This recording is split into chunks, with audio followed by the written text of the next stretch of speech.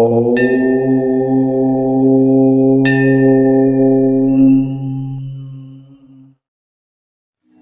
வணக்கம்.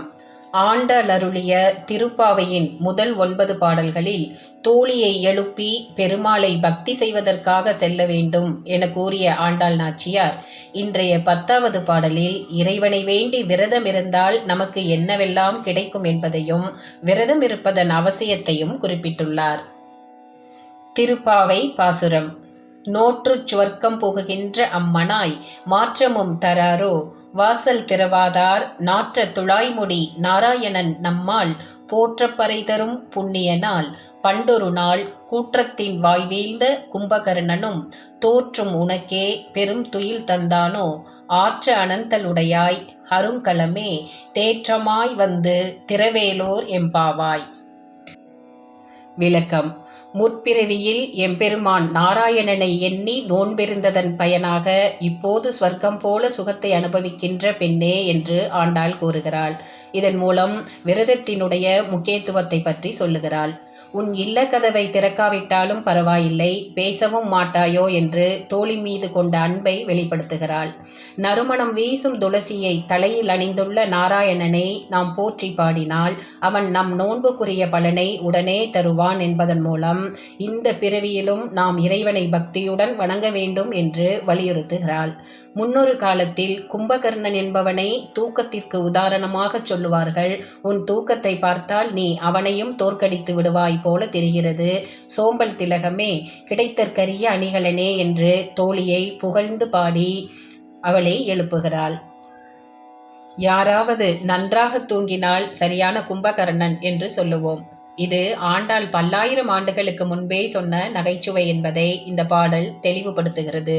நகைச்சுவை உணர்வு ஆயுளை அதிகரிக்கும். வாய் விட்டு சிரித்தால் நோய் விட்டு போகும் என்பார்கள். ஆண்டாள் நமக்கு திருப்பாவையின் மூலம் ஆயுள் விருத்தியையும் தந்திருக்கிறாள். திருவெம்பாவை. கருணை கடலான சிவனை வணங்கினால் என்னென்ன நன்மைகள் நமக்கு கிடைக்கும் என்பதை மாணிக்கவாசகர் விளக்குகிறார். அழியாத இன்பம் எது, நாம் எதன் மீது பற்று கொள்ள வேண்டும், எதன் மீதான பற்றை விடுக்க வேண்டும் என்பதையும் மாணிக்கவாசக பெருமான் விளக்குகிறார். மார்கழி மாத வழிபாட்டின் போது சிவபெருமானை போற்றும் திருவெம்பாவை பாடல்களை பாடி வழிபடுவது சிவனின் அருளை பெற்றுத்தரும். திருவெம்பாவை 10ஆம் பாசுரம். பாதாளம் ஏழினும் கீழ் சொற்கழிவு பாதமலர் போதார் புனைமுடியும் எல்லா பொருள் முடிவே பேதை ஒருபால் திருமேனி ஒன்றல்லன் வேத முதல் விண்ணோரும் மண்ணும் துதித்தாலும் ஓத உளவா ஒரு தோழன் தொண்டருளன் கோதில் குலத்தரன் தன் கோவில் பினாப்பிள்ளைகால் ஏதவன் ஊர் ஏதவன் பேர் ஆருற்றார் ஆரையலார் ஏதவனை பாடும் பரிசேலோர் எம்பாவாய். விளக்கம். தலைவனாகிய சிவபெருமானின் சொல்வதற்கரிய பெருமையுடைய திருப்பாதங்கள் 7 பாதாள லோகங்களையும் கடந்து கீழே இருக்கிறது. பல்வேறு மலர்களை அணியும் திருமுடியானது வானத்தின் எல்லைகளை கடந்து எல்லா பொருட்களுக்கும் எல்லையாக இருக்கிறது.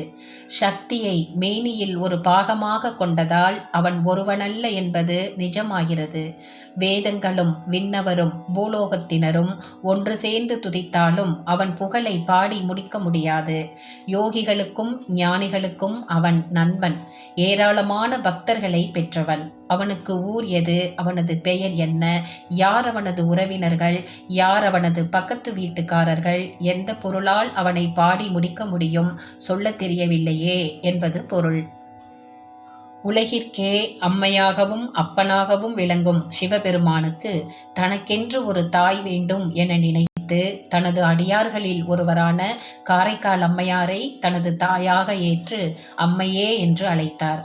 அதேபோல சுந்தரமூர்த்தி நாயனாரை தனது நண்பராக ஆக்கி மகிழ்ந்தவர் சிவபெருமான். அவரின் பெருமைகளையே மாணிக்கவாசகர் இந்த பாடலில் குறிப்பிடுகிறார். தென்னாடுடைய சிவனே போற்றி, எந்நாட்டவர்க்கும் இறைவா போற்றி. திருச்சிற்றம்பலம். சிவம் கிரியேஷன் சேனலை லைக் பண்ணுங்க, ஷேர் பண்ணுங்க, சப்ஸ்கிரைப் பண்ணுங்க.